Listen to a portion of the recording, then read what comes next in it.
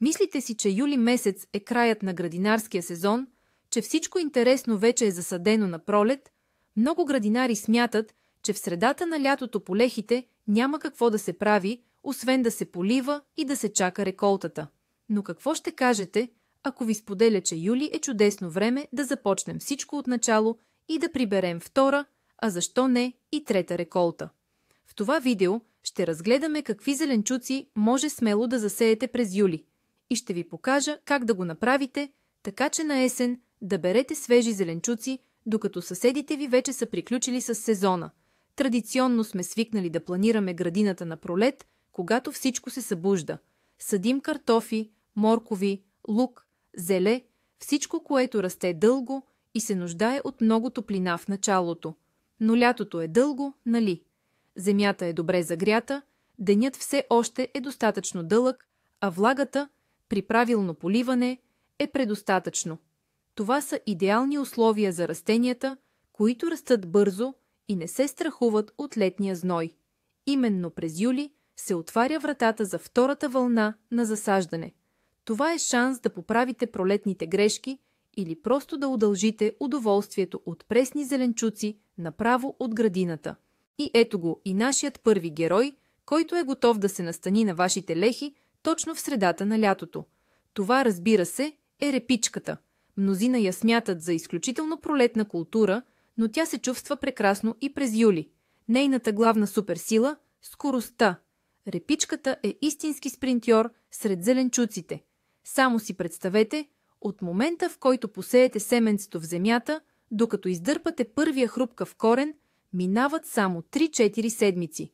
Това е невероятно бързо.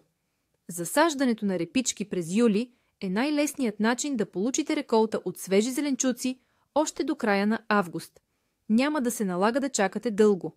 Земята през юли вече е добре загрята, което благоприятства бързото покълване на семената и активния растеж. Основното условие за успех на репичките през лятото е редовното и достатъчно поливане.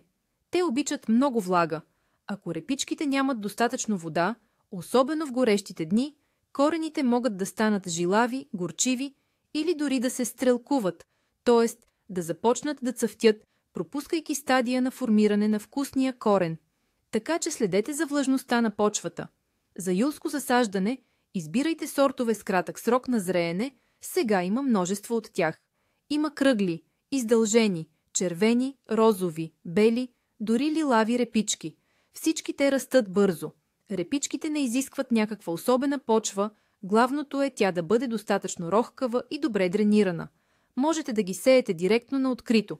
Те са отлични за уплътнени насаждения, можете да ги посеете между редовете на по-бавно растящи култури, които все още не са заели цялото пространство. Докато те пораснат, репичките вече ще са дали реколта и ще са освободили място. Свежите, сочни репички направо от градината, това е прекрасно допълнение към летните салати или просто полезна закуска. Но репичките не са единственият зеленчук, който е готов за летен старт. Има още много варианти за юлските лехи.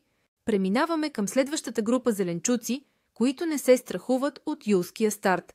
И тук имаме скрити интересни кандидати. Нека поговорим за бобовите култури, по-конкретно за нискорастящия фасол. За разлика от овивния фасол, който расте по-дълго и изисква подпори, нискорастящият фасол е по-компактен и ранозрял. Нискорастящият фасол обикновено озрява за 50-60 дни от сеитбата. Това означава, че при засаждане в средата на юли спокойно можете да успеете да съберете реколта от нежни шушулки преди настъпването на първите есенни слани. Фасолът обича топлината и юлската почва е идеална за него. Той не заема много място в градината, което го прави чудесен избор за малки площи или като уплътнител между други култури. Пресните шушулки фасол са чудесна гарнитура, съставка за супи или салати, а най-важното е, че това е ваша собствена, домашно отгледана реколта. Но почакайте, това не е всичко. Възможно ли е да се засадят моркови и червено цвекло през юли? Мнозина ще се изненадат, но да, напълно е възможно. Просто трябва да изберете правилните сортове. За юлска сеитба са подходящи единствено и само ранни, скорозрели сортове моркови и цвекло.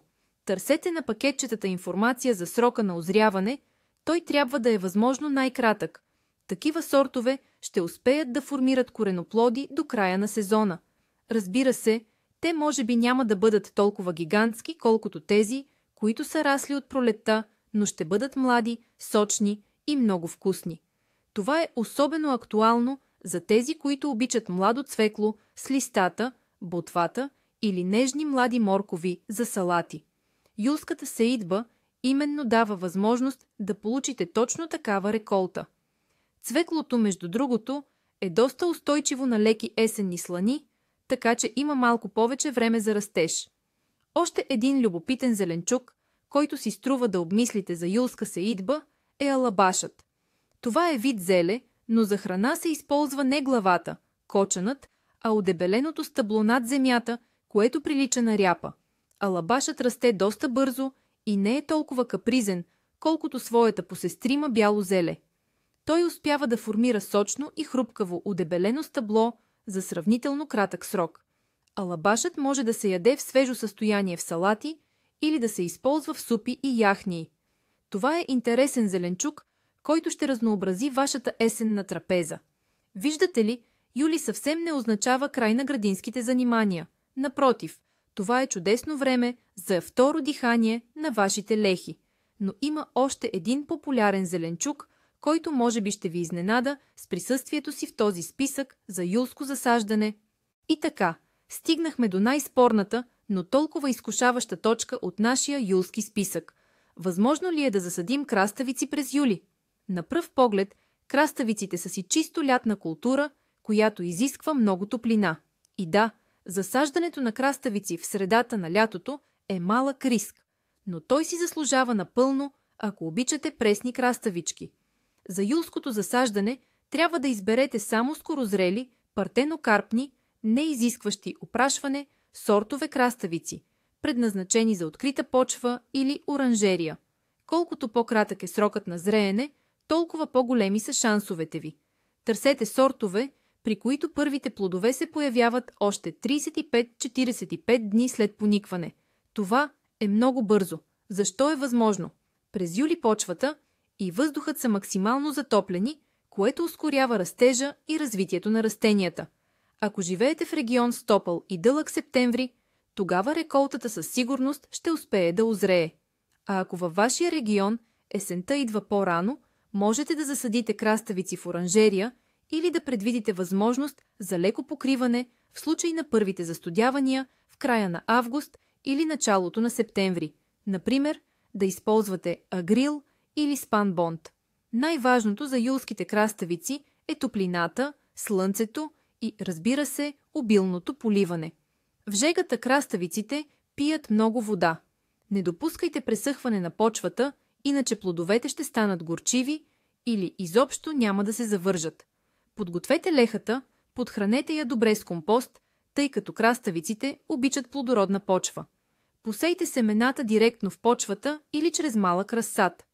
Представете си, през септември, когато при повечето градинари сезонът на краставиците вече е приключил, вие излизате на лехата и си берете свои, пресни, хрупкави краставички. Това не е ли чудо? Да, това изисква малко повече внимание и може би малко късмет с времето, но реколтата от пресни краставици през есента е просто фантастична. Този малък експеримент може да донесе много вкусни плодове. И така, разгледахме няколко отлични варианта за тези, които искат да продължат или да започнат градинския сезон през юли. Но за да се получи всичко, трябва да знаете няколко важни тайни. Но защо, щом е толкова просто, мнозина смятат, че юли вече е краят на засаждането?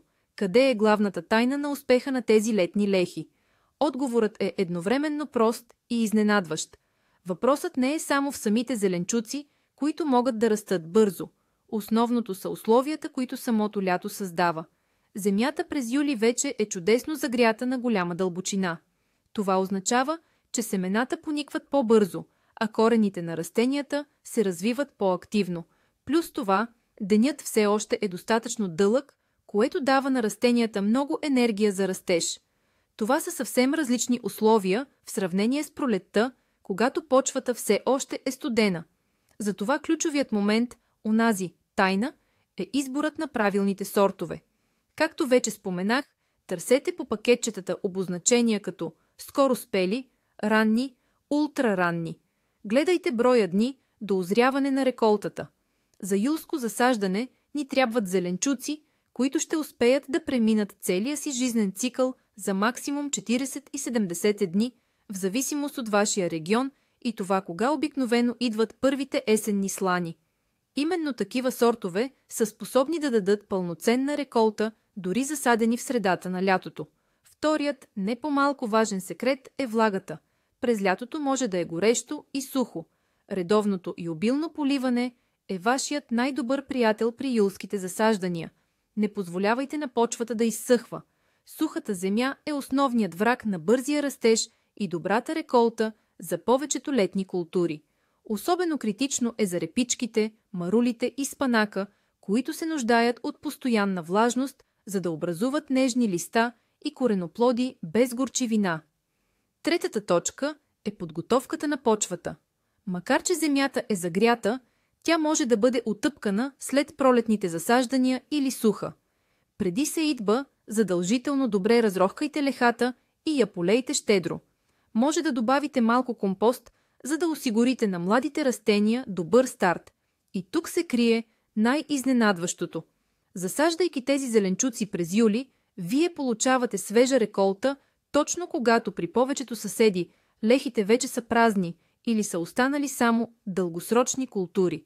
Вие удължавате градинския си сезон, получавате втора вълна витамини и се наслаждавате на вкуса на току-що откъснати зеленчуци направо от градината си, докато другите вече ги купуват от магазина.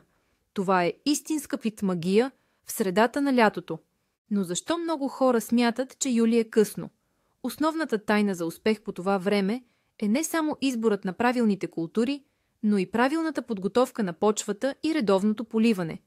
През лятото почвата може да е суха, затова полейте обилно лехата преди сеитба и не позволявайте на почвата да изсъхва след това. Вторият важен момент е изборът на сортове. Търсете върху пакетчетата означения като скоро спели, ранни или информация за срок на зреене в дни. Колкото по-малко дни, толкова по-големи са шансовете за успех при юлско засаждане. Така че, ако сте смятали, че сезонът в градината ви е към своя край, ето ви една приятна изненада. Юли е време за нови възможности за свежи зеленчуци. Благодаря, че гледахте видеото до края. Надявам се то да ви е вдъхновило за нови засаждания. Ако видеото ви хареса, моля, поставете лайк и се абонирайте за канала, за да не пропускате новите полезни видеа. А сега ни разкажете в коментарите, какви зеленчуци вече сте садили през юли или какво планирате да засадите след като изгледахте това видео. Споделете своя опит.